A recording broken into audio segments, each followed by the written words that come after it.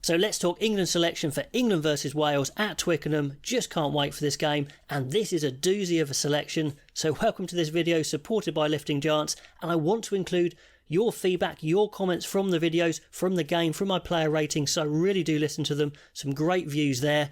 And yeah, tough choices, because I think the headline is England need to be trying to pursue excellence in their selection.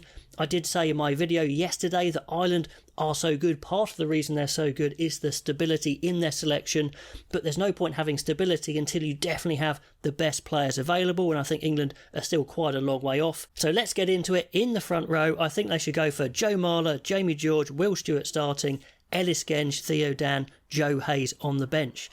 Joe Marler, I thought had a brilliant game. Maybe I rated him slightly too highly because I was just so impressed with his fitness as well for a big guy.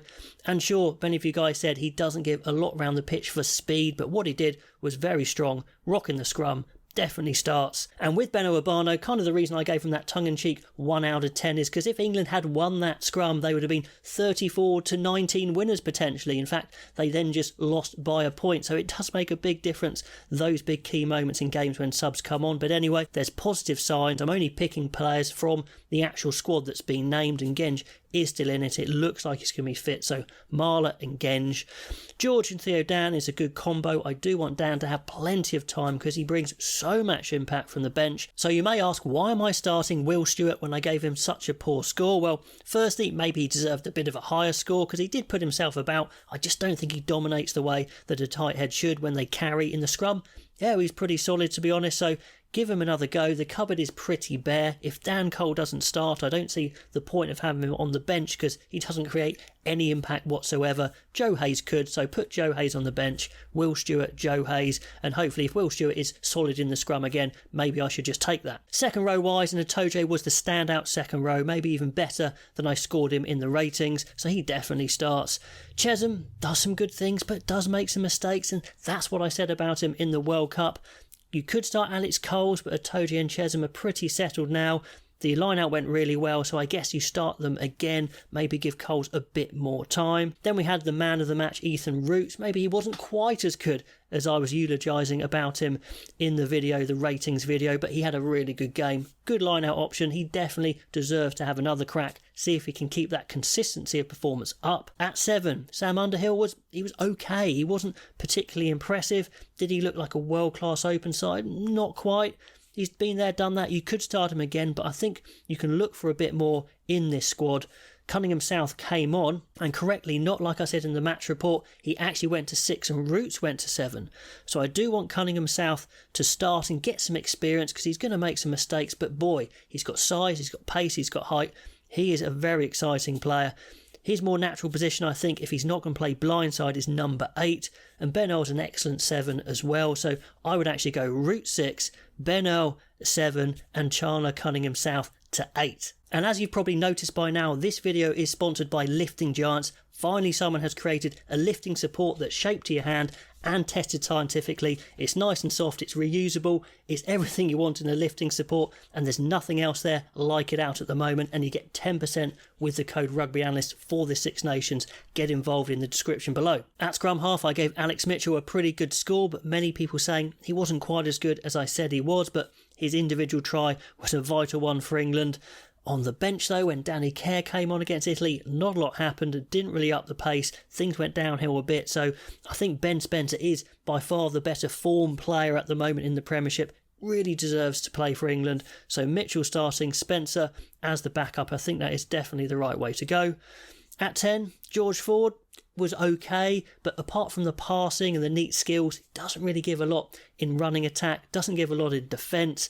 Finn Smith deserves some game time. I think you've got to look to the future a little bit. Finn Smith, I think, deserves a chance. Now's the game to start him. If you're not going to start him now, you're not really going to start him against Ireland or Scotland or France, are you? So I think he starts George Ford on the bench. I think it's definitely worth having a look at. Not that Ford was rubbish, but I just think you need to look at other options, and Finn Smith could be better. Centres, I didn't like the mix. Fraser Dingwall, wasn't his best game. He will have better games. He did some good stuff. I think he missed about 5 tackles though, and of course that one at the end was pretty bad. But Slade and Dingwall together just doesn't have the edge. Play one of them, and I think Henry Slade on performance in his second half definitely deserves to start. You've also got other players around. Young Matsujomo could play 12, Oscar Beard, Tommy Freeman.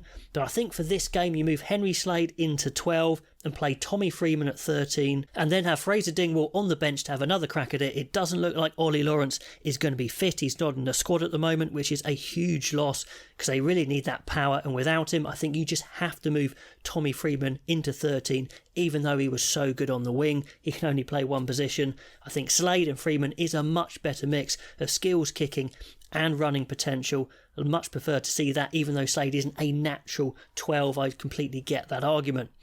Wing-wise, let's just have some pure danger on there. Let's see what happens. I think Tom Roebuck and Emmanuel Faye-Wabusu are actually pretty good in their skills. Their high ball game, as far as I see in the Premiership, is very good. Plus, they're incredibly powerful and strong and dangerous. Roebuck and Faye-Wabusu on the wings, that looks seriously dangerous to me. Elliot Daly, he did no wrong. It is absolutely true he did no wrong. The point I was making in my ratings is he's just not quick enough to play international wing anymore. Even though, apart from the trip at the end, which did spoil it quite a lot, all the stuff he did was pretty good, but he's not going to beat players. Will Muir's not a bad shout either, but I think I'd go for Faye-Wabusu and Tom Roebuck. At 15, the Freddie Stewart debate. I had one comment saying I clearly don't like Freddie Stewart. Absolute rubbish. I wouldn't have a picture made of him if I didn't like him. Great attitude, great kicking, great high ball. Love the way he approaches the game. He's just not very quick, and that's not liking someone, it's just stating the facts how it is. So Freddie Stewart, we need to look at alternatives. He can't play every game. We know what he can do, we know what he can't do. George Furbank's in form. We don't have many 15s floating around the Premiership, maybe Josh Hodge in a year or so. We just need to see a quick creative fullback and see what difference that can make to the England side, because that backline really needs to be more dangerous, and I think this lineup would be. So let me know what you think of that team. I think it's a good team. I think it's a better team than the one that played against Italy. I'd be excited to see it play. Would you? What changes would you make? All those comments below, and I'll catch you next time.